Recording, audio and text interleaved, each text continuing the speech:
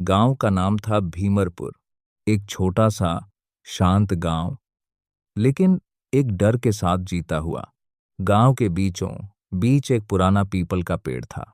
लोग कहते थे, उस पेड़ के पास शाम के बाद मत जाना, वहां साया रहता है।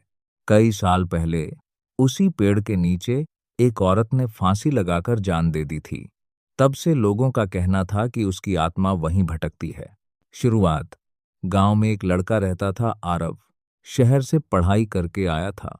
वो इन सब बातों पर विश्वास नहीं करता था। एक दिन उसने चाय की दुकान पर लोगों को बात करते सुना।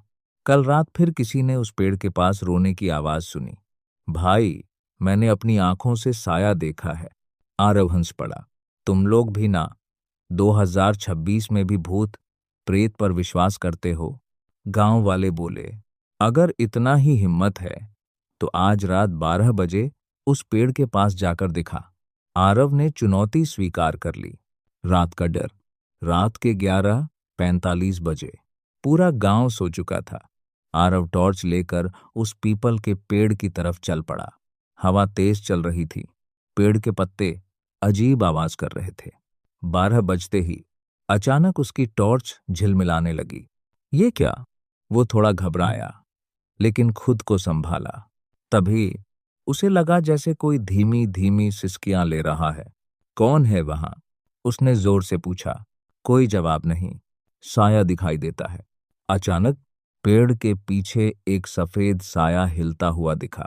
आरव की सांसें तेज हो गईं। कोई है तो सामने आओ। साया धीरे धीरे उसकी तरफ बढ़ने लगा, और जैसे ही वो पास आया, आरव ने देखा एक औरत, बिखरे बाल, खाली आंखें और उसकी गर्दन पर फांसी का निशान। आरव डर गया, लेकिन भागा नहीं। सच्चाई की आवाज। औरत ने धीमी आवाज में कहा, तुम मुझसे नहीं डरते? आरव ने कांपते हुए कहा, तुम कौन हो? औरत बोली, मैं वो हूं जिसे इस गांव ने अंधविश्वास के कारण मार दिया। आरव चौंक गया। क्या मतलब? सच सामने आता है।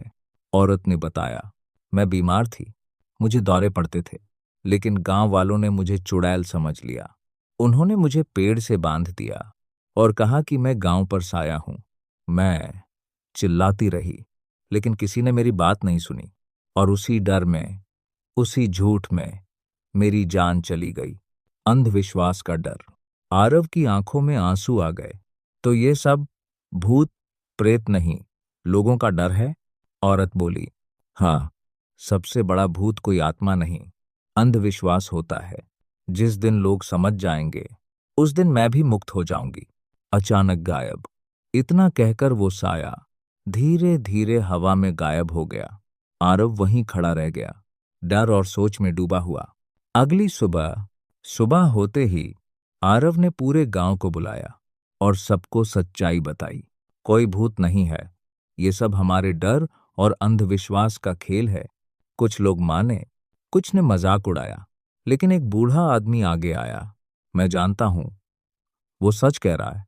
उस औरत के साथ हमने गलत किया था। अंतिम मोड़।